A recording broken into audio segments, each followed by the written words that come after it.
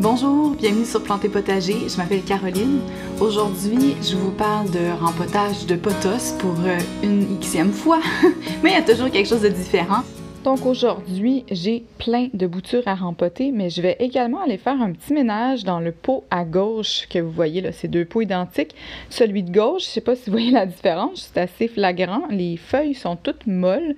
C'est pas parce qu'elles manquent d'eau, c'est pour une autre raison bien particulière. Je vais aller faire le ménage là-dedans et je vais garder seulement les boutures qui sont saines. Puis là, je vais aller voir qu'est-ce qui se passe. Vous voyez ça ici? Ah, ben c'est ça. La racine est comme toute molle, desséchée. La racine, selon moi, elle a pourri. Bon, je sais pas pour vous, mais moi, faire deux choses en même temps, j'ai bien de la misère. Donc, gérer la caméra, penser à ce que je veux vous dire, bien m'exprimer, en même temps manipuler les plantes, j'y arrive pas tout en même temps. Donc, je me réenregistre. Ce qui est arrivé la dernière fois, c'est que j'avais constaté que certaines de mes boutures étaient un peu pourries. J'ai enlevé celles qui étaient pourries et j'ai replanté celles qui restaient, mais j'ai l'impression que malgré tout, il y avait encore des boutures qui, pour une raison ou une autre, avaient tendance à pourrir. Je pourrais pas vous dire c'est pourquoi, là. Honnêtement, je fais beaucoup de choses de façon très empirique. Mais je peux vous confirmer que c'était ça. Si vous faites un rempotage et que là, vous prenez vos boutures et que vous voyez que les racines sont molles ou à la limite visqueuses, que les tiges des feuilles sont un peu pâlettes, un peu pâles, un peu faibles, je vous dirais, perdez pas votre temps à faire des rempotages avec ce type de boutures-là parce qu'elles ne seront pas assez robustes pour se développer. Et là, ben, le raisonnement derrière tout ça, c'est vraiment un classique là, de pourriture des racines. Lorsque les racines sont pourries, elles ne peuvent pas aller capter l'eau. Derrière, la plante a l'air de manquer d'eau, tout simplement. OK, le ménage est terminé, donc je passe au rempotage de mes boutures qui sont pas pourries. Bon, celles-là, bon, elles ont un peu tourné parce que je les ai laissées trop longtemps dans le pot qui était aussi un peu petit. Mais voyez, ici, on voit que les racines sont... Je vais essayer d'adapter avec la lumière. On voit que les racines, elles sont en bonne forme, elles sont solides, elles sont pas molles. Il y a même des petits réseaux de d'autres racines qui se développent. Ça va être des bonnes boutures. Bon, par contre, ça c'est la raison pour laquelle il vaut mieux pas trop attendre avant de faire ces boutures. Parce que là, honnêtement, même si je voulais en enlever, elles sont comme toutes...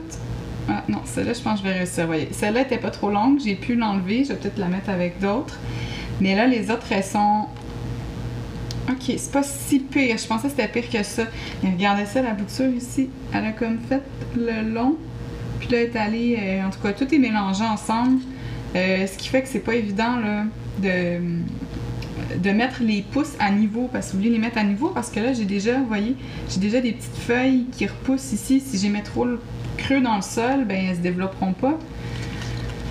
Fait que je vais essayer de faire le tri, mais il faut vraiment, vraiment faire attention parce qu'on peut casser les racines en faisant ça. Donc, ben ça va rester comme ça. Ça va être solide. Comme d'habitude, je mets mon petit filtre. Cet automne, j'ai été chanceuse, je suis tombée sur quelqu'un qui se débarrassait de moustiquaires. Donc, ben, j'ai coupé le matériel, si on veut. Là. Le cadre, je peux pas faire grand-chose avec. Encore que je suis certaine que des bons bricoleurs trouveraient des utilités. Mais ouais, des filtres de moustiquaires ou des moustiquaires, ça va super bien. Dans le fond de vos pots, comme ça ici, ça empêche la terre de passer au travers, vous voyez. Voilà, donc je l'ai mis dans la terre. J'ai essayé de faire en sorte que les racines soient dans la terre et non exposées à la lumière, à la sécheresse, aux calorifères de l'hiver, etc. Ça fait quand même un beau résultat déjà parce que les boutures étaient vraiment en santé. Honnêtement, j'ai hâte de voir comment elle va se développer. Après, il va falloir qu'elle se débrouille hein, parce qu'il y a vraiment... Je sais qu'il y a des petites pousses qui sont dans la terre, mais de la même façon que les potos, de façon générale, là, les petites pousses, ils vont réussir à se développer puis à sortir éventuellement de la terre. Mais il va falloir être patient. Évidemment, une fois que c'est fait, hein, si jamais c'est votre première écoute d'une vidéo sur le rempotage des potos, on n'oublie pas de donner une bonne douche pour bien humidifier la terre. Les feuilles passent en fait d'un environnement complètement aqueux à un environnement terreux. Je pense pas que ça se dit comme ça.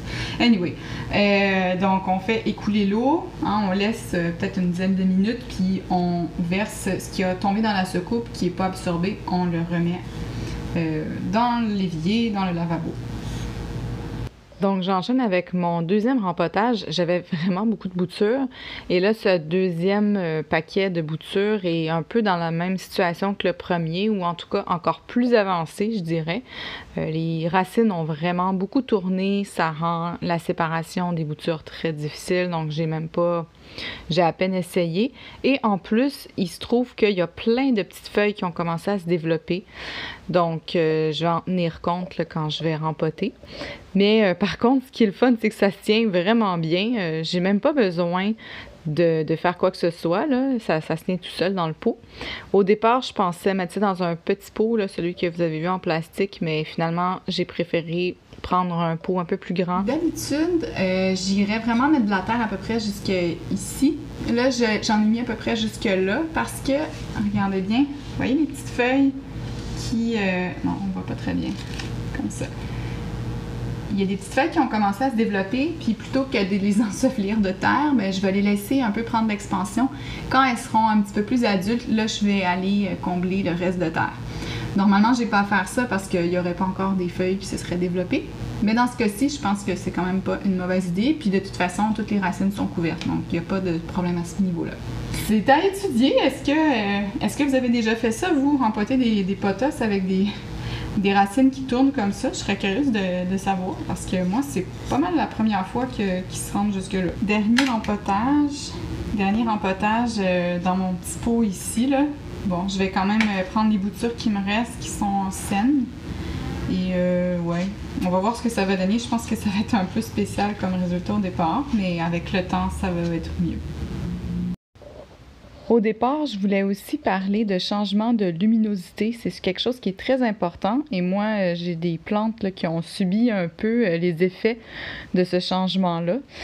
Et ben, en fait, la vidéo, c'est ça, elle serait vraiment trop longue. Donc, je vais me reprendre une prochaine fois pour ce sujet. Bien, je vous souhaite une très belle journée. Prenez soin de vous et on se voit très vite, hein, maintenant que je n'ai plus trop à m'occuper de mon potager. Je vais pouvoir revenir un petit peu plus à mes vidéos. Sauf aujourd'hui parce qu'il fait 17, puis c'est tellement assez exceptionnel, 17 au mois de novembre. Donc je file au potager juste pour être dans la nature.